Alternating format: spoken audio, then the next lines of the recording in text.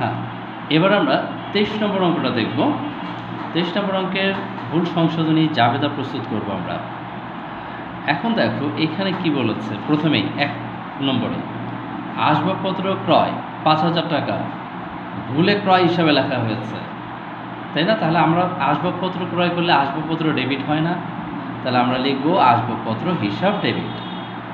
তাহলে লিখলাম আসবাবপত্র হিসাব ডেবিট 5,000 টাকা।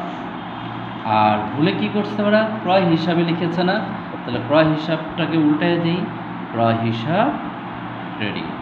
একদম সিম্পল। কিন্তু আবারও বলছি, আসবাবপত্র ক্রয় ভুলে ক্রয় হিসাবে লেখা হয়েছে, তার মানে কি প্রথমটা সঠিক। প্রথম সঠিকটা কি, আসবাবপত্র ক্রয় করলে কি হয়, আসবাবপত্র ডেবিট হয়, এই জন্য আসবাবপত্র হিসাব ডেবিট, ঠিক আছে।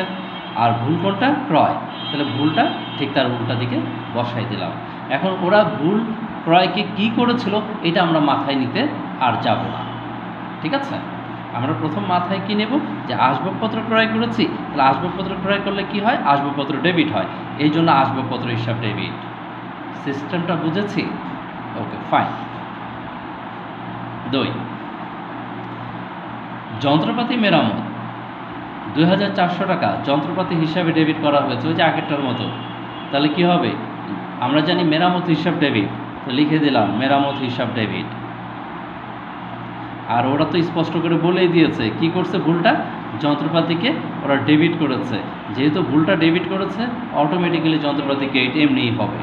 আর না বললেও আমরা যন্ত্রপাতি ক্রেডিটই করতাম, কারণ কি, যেহেতু জানি মেরামত হিসাব ডেবিট। অ্যামাউন্ট হচ্ছে কত, 2,400 গেল। এই গেল 2 নাম্বার। এরপর হচ্ছে 3 নাম্বার।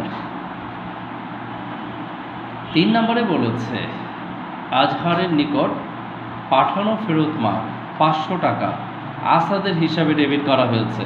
এখানে আমরা বুঝতে পারছি আসাদকে যে ডেবিট করছে, তাহলে আসাদকে ক্রেডিট করে দাও আর আজহারটাকে ডেবিট করে দাও, তাই না? এই স্পষ্ট বোঝাই যাচ্ছে ভুল কি করছে, আসাদের হিসাবে ডেবিট করেছে, তাই আসাদকে ক্রেডিট করে দাও। আর এখানে উপরে সামনে কি আছে, আজহার আছে, তাহলে আজহারকে ডেবিট করে দাও, কাহিনী শেষ। মানে কিছু কিছু চালাকি করছি। তাহলে আজহার হিসাব ডেবিট আর ওখানে আসাদ হিসাব ক্রেডিট, হিসাব ক্রেডিট। অ্যামাউন্ট হচ্ছে 500 টাকা।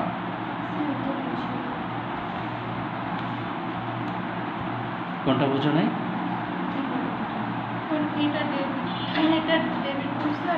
দেখো ও এখানে কি বলছে, কথাটা আজহারের কথাটা কি বলেছে, বলছে আজহারের নিকট পাঠানো ফেরত মাল 500 টাকা। তাহলে আজহারের কাছে আমরা পণ্য ফেরত পাঠিয়েছি, তাই না? তাহলে ওর কাছে যেহেতু আমরা পণ্য ফেরত পাঠিয়েছি, তাহলে এখানে আজহার হওয়ার কথা না। ওরা ভুলে কি করেছে, আসাদ হিসাব লিখে ফেলছে ডেবিট, এই জন্য আসাদকে উল্টাই দিলাম, কারণ আমরা জানি ভুলটাকে উল্টাই দিতে হয়।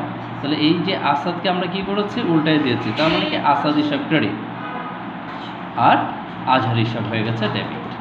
বুঝতে পেরেছি? এই গেল 3 নাম্বার। 3-এর পর 4 নাম্বার।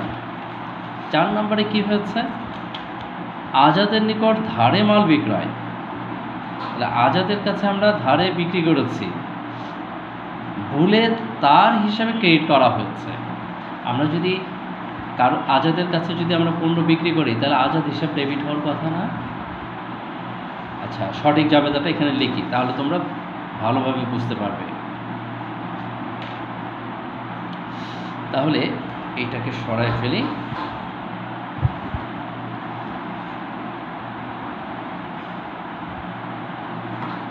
এখানে সঠিক জাবেদাটা কি হবে, আমরা বিক্রি করেছি কার কাছে, আজাদের কাছে বিক্রি করেছি, তাহলে আজাদের কাছে বিক্রি করলে আজাদ হিসাব ডেবিট আর বিক্রয় হিসাব ক্রেডিট, রাইট? এটা হওয়ার কথা না। আচ্ছা, টাকা কত, টাকা দেওয়া আছে 500 টাকা, এই জন্য 500 টাকা এখানে লিখব, ঠিক আছে। 500 টাকা লিখলাম। লেখার পর এটা ছিল সঠিক জাবেদা, কিন্তু প্রশ্নে কি লিখেছে, ওরা ভুলটা কি করেছে, প্রশ্নে লিখেছে এই যে লাস্টের দিকে ভুলে, শব্দটা দেয় নাই যদিও আমরা ধরে নিচ্ছি, ভুলে তার হিসাবে ক্রেডিট করা হয়। তার বলতে কার বোঝানো হচ্ছে, আজাদকে বোঝানো হচ্ছে না। তার বলতে প্রোনাউন, তার মানে কি আগের যে নাউনটা আছে তাকে মিন করছে। তাহলে তার মানে তার বলতে আজাদকে বোঝানো হচ্ছে। তাহলে এই যে আজাদকে বোঝানো হচ্ছে, তাহলে আজাদের হিসাবে ওরা কি করেছিল, ক্রেডিট করে ফেলছিল। কিন্তু আজাদের হিসাবে কি ক্রেডিট হবে? আজাদের হিসাবে তো ক্রেডিট হওয়ার কথা না, তাহলে হওয়ার কথা ছিল কি ডেবিট। কিন্তু ওরা ভুলে কি করেছে, আজাদের হিসাবে ওরা ক্রেডিট করে ফেলছে। তাহলে ওরা লিখছে এরকম আজাদ হিসাব ক্রেডিট। ভুলটা কি করেছে, আজাদ হিসাব ক্রেডিট। এখন প্রশ্নে কি বলছে, প্রশ্নের মধ্যে কি বলছে যে বিক্রয়কে ওরা ডেবিট করেছে। যেহেতু বিক্রয় সম্পর্কে ওরা কোনো শব্দ উচ্চারণ করে নাই, তার মানে বিক্রয়কেও ওরা ক্রেডিট করেছে। তার মানে কি দুইটাই ক্রেডিট করে বসে আছে। এই কথাটা বুঝতে পারছো? দুইটা ক্রেডিট হলে তো সমান হবে না। না, তো সমান হবে না। তাহলে ঘটনাটা কি ঘটেছে, এই যে এখানে আজাদকে যে 500 টাকা ক্রেডিট করেছে না, সমস্যার জায়গা কিন্তু এইটা, আজাদকে ক্রেডিট করে বসে আছে, অথচ আজাদ হওয়ার কথা ছিল কি ডেবিট। তাহলে ডেবিটের জায়গায় ক্রেডিট হয়ে গেল না, উল্টা হয়ে গেল না? যখনই এরকম হবে যে ডেবিটের জায়গায় ওকেই ক্রেডিট করে ফেলছে অথবা ক্রেডিটের জায়গায় ওকেই ডেবিট করে ফেলছে, সেই ক্ষেত্রে অ্যামাউন্ট হবে ডাবল। তার মানে কি ভুল করে ফেলছে, যাওয়ার কথা ছিল ডান দিকে, চলে গেছে বাম দিকে, তাহলে কি এটা ভুল হয়ে গেল না? তাহলে এই রকম ভুলের ক্ষেত্রে অ্যামাউন্টটা ডাবল করতে হয়। বুঝতে পারছি?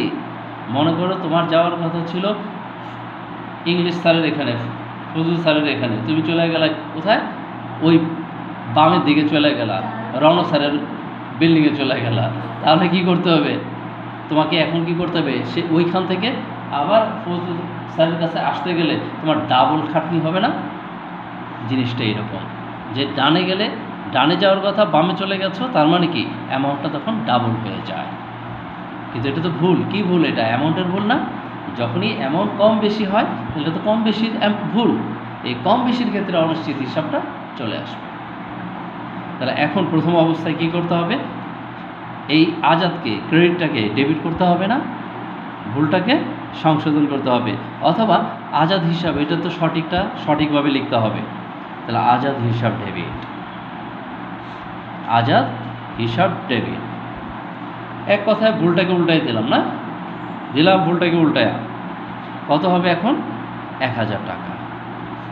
তাহলে অনিশ্চিত হিসাব ক্রেডিট। যতটুকু বলছে এতটুকু বুঝতে পেরেছ? ওকে, এখন যদি আবার আরেকভাবে বলি, এই জিনিসটাকে আরেকভাবে বলি, প্রথম অবস্থায় এটা তো ভুল, এই জায়গাটা ভুল না, এটা ভুল। ভুলটাকে উল্টাই দিলে কি হবে, ডেবিট হয়ে যাবে। তাহলে আজাদ ডেবিট হবে কত, 500। আর সঠিকটা তো সঠিকভাবে যদি আবার লিখি, আবার লিখতে হবে 500 আজাদ। তাহলে 500 500 কত, 1000। অতএব আজাদ হিসাবে 1000। যেইভাবে তুমি বুঝতে পারো। ক্লিয়ার? দুইভাবে বুঝাই দিলাম। তাহলে আমাদের শেষ এটা। এই 4 নম্বর পয়েন্টটা সবচেয়ে বেশি গুরুত্বপূর্ণ। বেশিরভাগ ক্ষেত্রে প্রশ্ন দেখা যায় কি এই 4 নম্বরের লেনদেনটা চলে আসে। ক্লিয়ার?